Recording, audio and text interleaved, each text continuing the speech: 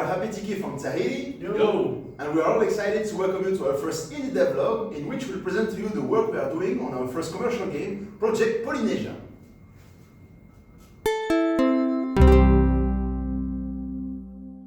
Before we dive into the presentation of our game, let me tell you more about us. Our team consists of Manoa, our sound designer, Moe, our graphical artist, and me, Evans, our game developer. The three of us live in Tahiti, in French Polynesia, where we developed a passion for making games. During the past 3 years, we've been developing small prototypes with Unreal Engine without having the courage and motivation to finish and publish any one of them. There is a lot of reasons why we never went past the prototyping phase. But the main one, in our opinion, is that due to the imposter syndrome that makes us think we are frauds, we were afraid to show our work to everyone. So, in order to break this bad habit and get out of our rut, we decided to not only finish and publish our first game, but also to create this series of indie devlogs in which we'll show you the work we are doing. With our creations, we really want to make our Polynesian culture shine by sharing stories and experiences inspired not only by our life here in the South Pacific, but also by our myths and legends. Project Polynesia is the first story we want to share with you. So, what is Project Polynesia? Instead of making everything from scratch, we decided that it would be easier for us if we started by remaking one of our old prototypes. And among all these prototypes, one of them has always had a special place in our heart. This game is Drop It or Not. Drop It or Not is our very first game, which was created during the September UE4 Jam organized in 2016 by Epic Games. In this game, you play as Mo, a soldier who ran aground on a mysterious island infested by zombies. All you must do is collect all 4 parts needed to create a boat and escape the island. The original mechanic of our game is that you have to use weapons to defend yourself from zombies and open certain kind of doors, knowing that you can wield only one of those weapons at a time. Since each weapon is only effective on one type of zombie and since each door can be opened by only one specific weapon, the player constantly needs to face the dilemma of choosing between keeping the weapon in his hand or dropping it in favor of another one. Hence the name Drop It or Not. So, now I just presented to you the pitch of the game we developed 3 years ago. However, since we created this game in a short amount of time, around 4 days, we had to make sacrifices in order to submit the game before the deadline of the jam.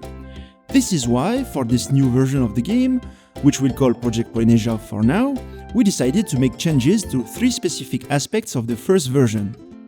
First, we are going to make some improvements to the game design in order to give more depth to the main mechanic of the game. Next, since most of our past prototypes are 2D games, we decided to challenge ourselves by remaking this game entirely in 3D. And finally, in order to highlight our origins and culture, the new version of the game will be inspired by Polynesian mythology. Now, I'm going to let Manoa and Moe tell you more about the art direction of our game. Manoa and me are responsible of the sound and artistic direction of our game. Since our game is going to take place in a world inspired by Polynesian mythology, we want it to have a mystical atmosphere that makes the player want to learn more about it and go on an adventure, hopefully. Let me tell you more about how it all started.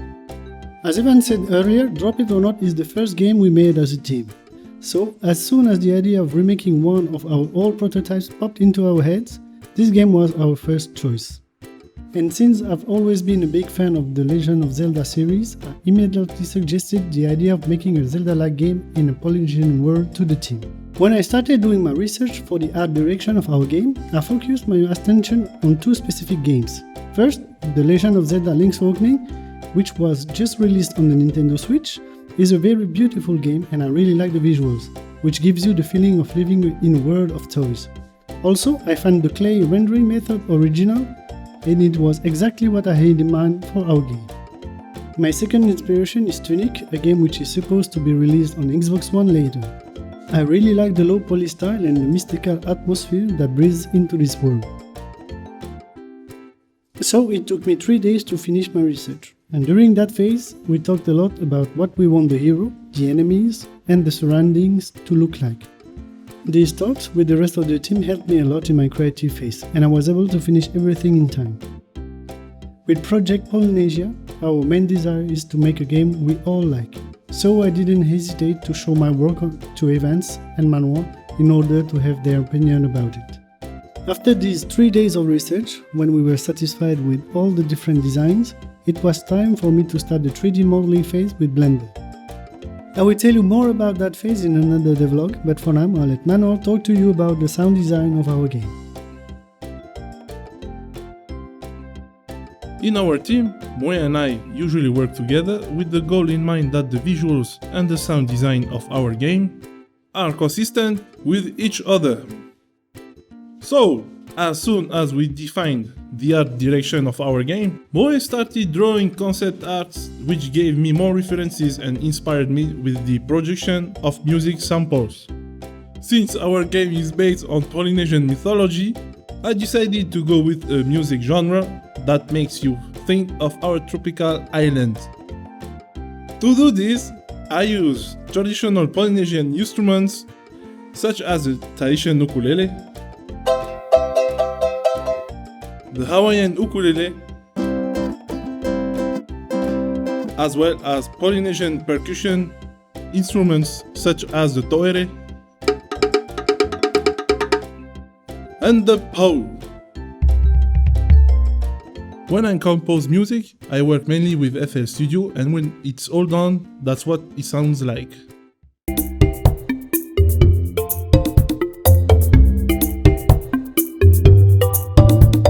This sample is my first shot for the music playing when you are in the center of the map, which we call the hub. Since we decided to go with the game that inspired adventure and discovery, I went for a joyful and rather fun atmosphere. With Manuel and Moe, we really hoped you liked our first devlog. If you liked it, please don't hesitate to leave us a like and share this video around you in order to bring more people on our journey. And before leaving, we have a question for you.